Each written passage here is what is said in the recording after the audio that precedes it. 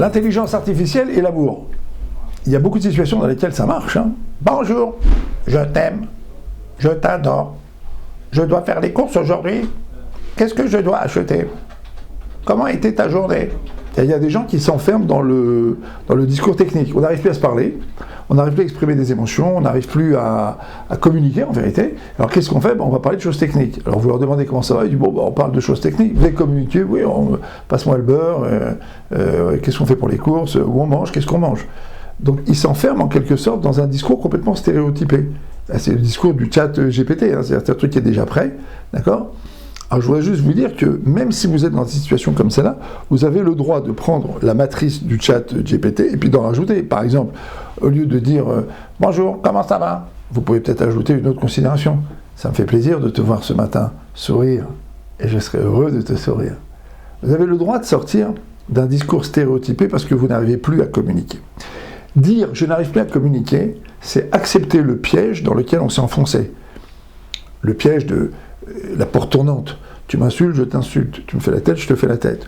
Le piège de toute façon, ça sert à rien, rien ne sert à rien, on a déjà tout essayé, on n'arrive à rien. Ou alors, de toute façon, t'es comme ça. Et de toute façon, moi je suis comme ça, et de toute façon, rien n'y fera, et rien n'y changera. Tous ces pseudo-discours, qui sont en fait tout simplement j'allais dire presque des rots, vous ne pouvez plus faire autre chose que d'avoir mal. C'est un râle, voilà, c'est ça. C'est pas des discours, c'est des râles. Parce qu'en fait, vous avez mal. Alors qu'est-ce que vous faites? Vous vous enfoncez dans la technique, mais en attendant quoi? En attendant que ça passe. Mais ça ne va pas passer. Une relation dans un couple, ça veut dire parce qu'on y travaille, parce qu'on veut l'arranger, parce qu'on veut s'adresser à soi-même et essayer de comprendre ce qui, chez soi, peut être problématique, et donc ce qui rend la relation toxique dans le couple, et donc ce qui fait que la relation, avec le temps, parce qu'on s'enfonce dans ce relationnel, devient complètement impossible.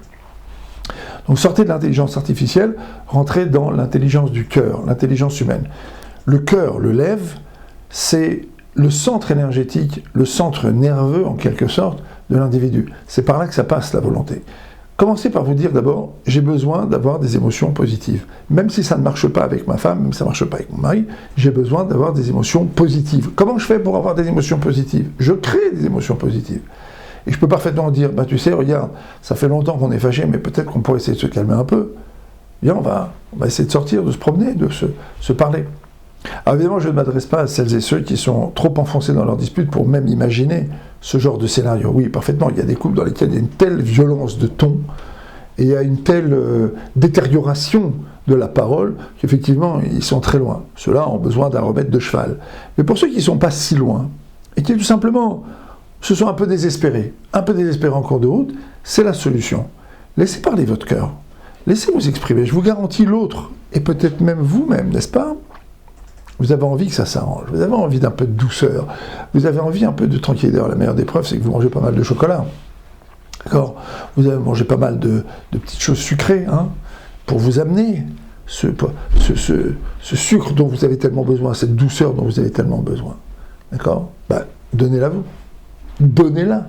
Donnez-la dans le couple, donnez-la à votre conjoint, pour que, voyant un visage souriant, voyant quelqu'un qui s'ouvre à lui, il se retrouve un petit peu bête de rester fermé et qu'il ait envie de s'ouvrir à vous. D'accord? Donc laissez tomber l'intelligence artificielle, laissez tomber donc le discours artificiel, n'écoutez pas votre désespoir, écoutez cette volonté que vous avez en vous de vivre dans la douceur, dans l'harmonie. Laissez-vous faire par votre envie de douceur. Laissez-vous faire par votre envie de douceur. Voilà, à bientôt.